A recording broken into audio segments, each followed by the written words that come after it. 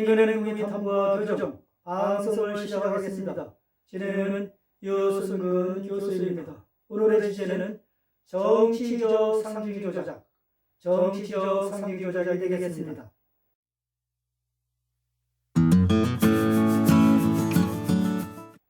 에델만은 상징 정치는 정치 엘리트들이 일반 대중을 속이고 통제하고 자신의 이익을 극대화하기 위하여 상징, 신화와 의식을 전략적으로 사용하는 도구라고 말했습니다. 일반적으로 공공정책이 분석적이거나 합리적 과정이라고 인식되지만 실제로는 그렇지 않은 경우가 상당히 많이 있습니다.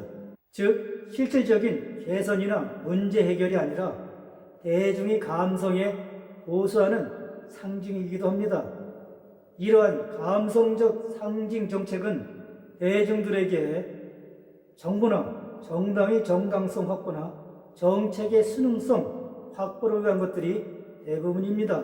정책 주도자의 선점과 국민의 감정적 수능으로 정당의 지지도를 확보하는 데는 다른 방법보다도 더 유리할 수 있습니다.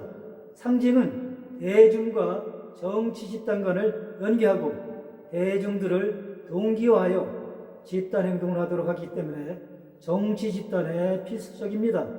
인간은 감정적으로 그다지 심하지 않은 직접적 개인 비용과 이익으로 원격 및 추상적인 정치적 행사에 종종 강렬하게 관여하고 있습니다. 이러한 관여는 역사의 가장 황폐한 사회적, 정치적, 그리고 종교적 갈등을 활기 있게 합니다. 정치적 상징은 종종 인간의 감정을 자극하고 동원합니다. 대중들에게 강력한 상징을 제공할 수가 있죠. 레닌, 카스트로나 마틴 루터 킹 등이 많이 사용한 혁명적 상징은 모두에게 친숙합니다. 나치 공포를 상징했던 히틀러처럼 특정 정치 집단을 사회적 악을 상징할 수가 있습니다.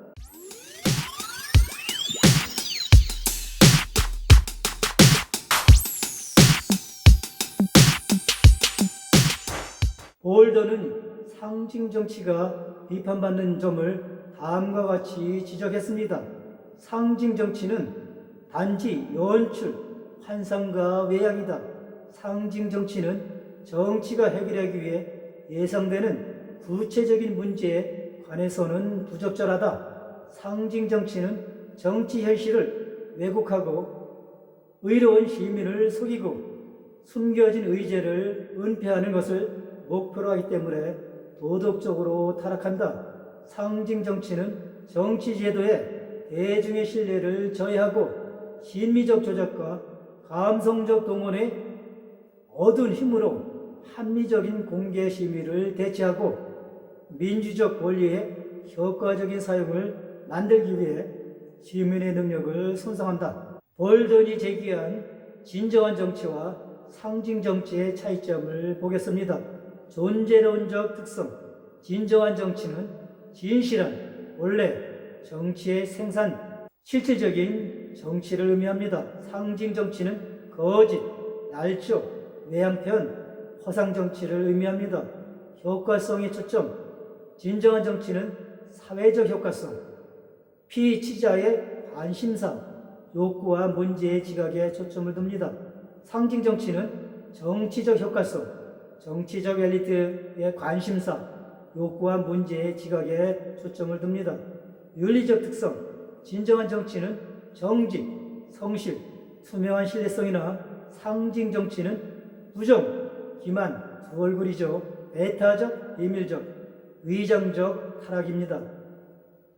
정치 문화적 효과에서 진정한 정치는 민주적 제도에 대한 신뢰, 구축과 합리적인 공개 심의, 육성, 참여를 촉진합니다.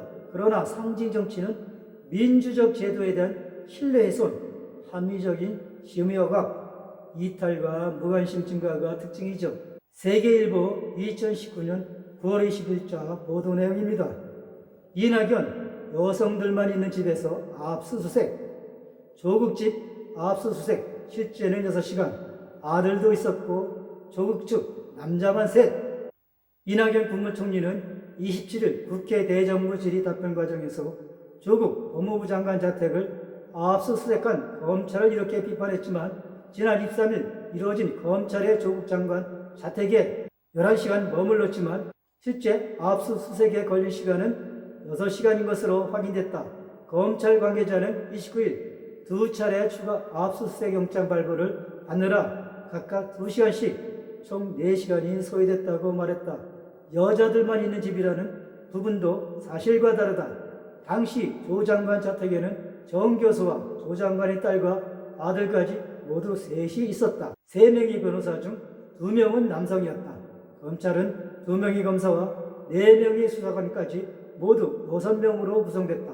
검사와 수사관 1명씩 여성이었다. 수사팀이 남성 셋, 여성 셋이 있는 조국 장관 자택을 압수수색한 것이다. 답변 내용과 실제 기사 내용이 다르죠. 여러분들은 상징 정치가 어떤 피해를 주는지 잘 아셨을 거라고 봅니다. 오늘은 조작적 상징 정치에 대해서 방송을 진행했습니다. 시청해 주셔서 대단히 감사합니다.